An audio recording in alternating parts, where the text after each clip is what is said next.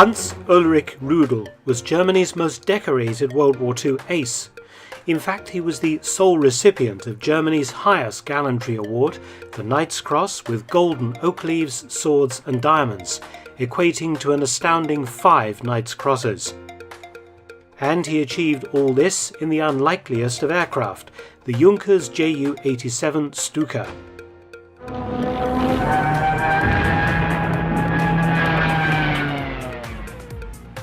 The Stuka dive bomber became infamous during the German attack on France and the Low Countries in 1940, making precision attacks on ground targets and harrying refugee columns, providing the airborne artillery necessary for the success of the new German method of fighting called Blitzkrieg or Lightning War. During the Battle of Britain, Stukas bombed Britain's radar stations, but also fell easy victim to Royal Air Force Spitfires and Hurricanes.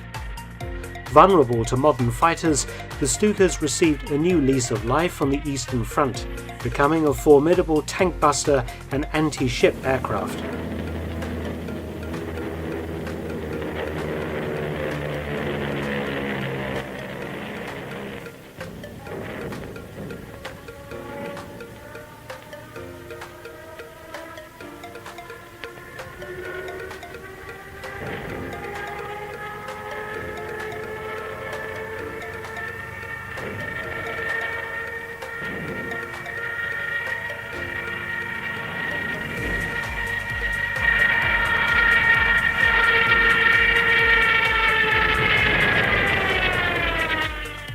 Rudel chalked up 51 aerial victories in various types of aircraft, making him an ace many times over.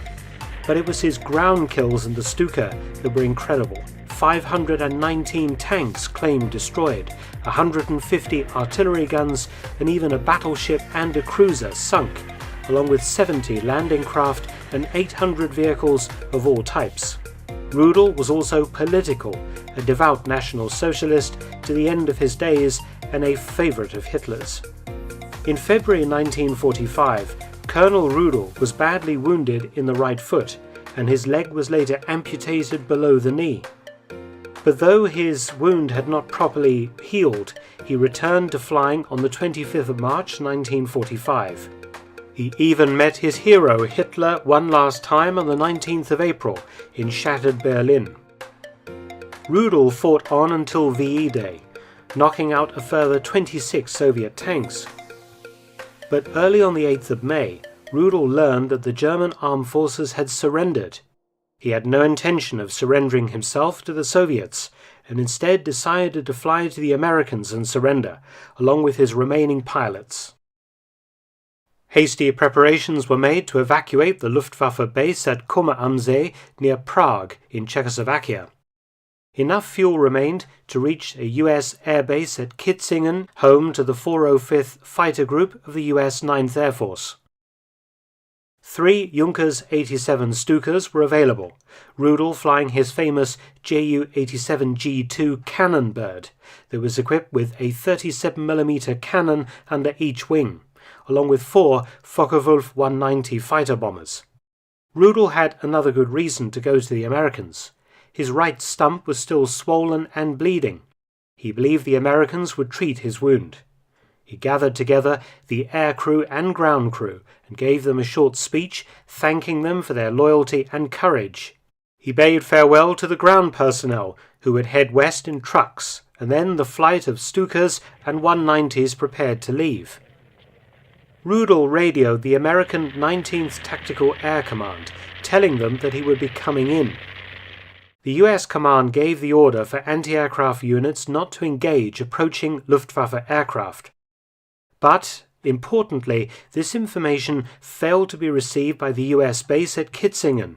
The 2,500 men of the 405th Fighter Wing were lined up in parade formation on the field, awaiting a flyover by their aircraft to mark VE Day. They were about to receive a completely different kind of flyover that no one had anticipated. The 405th's 75 P-47 Thunderbolts, all unarmed, were not on the field. They were 15 miles away, forming up for the flypast when Rudel's flight suddenly appeared overhead. The unmistakable shape of the Stukas and 190s caused enormous disquiet among the US personnel, who began to break ranks until ordered to stand still, many fearing that the Germans were about to launch some kind of last-ditch attack on the airfield. Rudel was determined to preserve the honor of his unit, and had ordered his pilots to deliberately crash-land their Stukas and 190s on the US airfield so that the planes could not be taken as prizes by the enemy. The first aircraft, the Stuka flown by Rudel, deliberately ran off the end of the runway, tipping over in the soft soil. 2 Stukas and 2 190s successfully ground-looped or collapsed their landing gear. The 190s, single-seat fighters, each carried a passenger stuffed into a small equipment space. One 190 landed perfectly and was not wrecked, and when the passenger climbed out, it was a woman. The Stukas were also overloaded, each carrying 3 people. In total, 6 of the 7 German planes deliberately crashed, and 21 people emerged to surrender. Rudel's Stuka came to rest, and he was soon confronted by an American pointing a Colt .45 pistol at him. He opened the canopy, but the American tried to snatch Rudel's Knight's Cross from around his throat. Rudel pushed him away and closed the canopy, only opening it again when a senior US officer arrived. Speaking English, Rudel identified himself. Turning to the 2,500 Americans still standing on parade, Rudel thanked the US officer for ordering the review, not realizing that it was not in his honor. Limping along on crutches, Rudel walked down the front rank of Americans on his way to the base aid station, putting on quite a show. The intact Focke-Wulf 190, which had landed with the woman passenger, was actually Rudel's personal plane that he had flown fighter sorties in during the latter part of the war. He gave US pilots a tour of the aircraft, which was later test flown by American Top Guns on the base. Luckily for Rudel and his men, the Americans refused to hand them over to the Soviets. Rudel entered US captivity as a high-profile prisoner of war and was released in April 1946. In 1948, he went to Argentina via one of the infamous rat lines for Nazi war criminals, using a fake Red Cross passport in the name of Emilio Maya. Although not a war criminal, Rudel nonetheless remained a devout Nazi and actively helped actual war criminals to evade justice in Argentina and Paraguay, amongst many other places. He became friendly with former SS Hauptsturmführer Dr. Josef Mengele, helping to move Dr. Mengele to Brazil, and was a close friend of Argentine President Juan Perón and Paraguayan dictator General Alfredo Stroessner. He was also a military advisor and arms dealer for Bolivia, the Pinochet regime in Chile, and General Stroessner, and acted as a foreign representative for many West German companies, including Siemens, Messerschmitt, Focke-Wulf, and Dornier.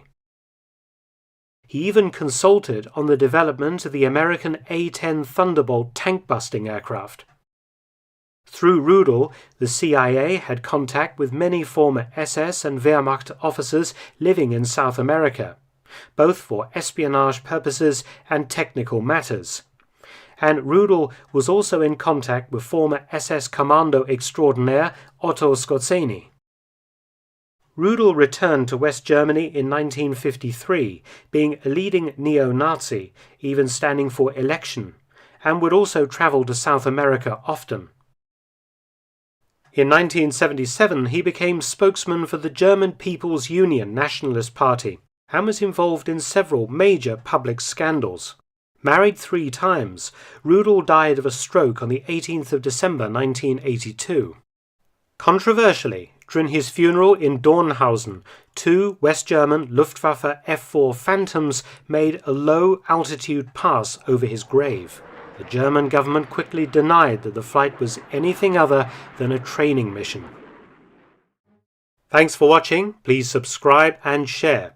And also visit my new audiobook channel, War Stories with Mark Felton. You can also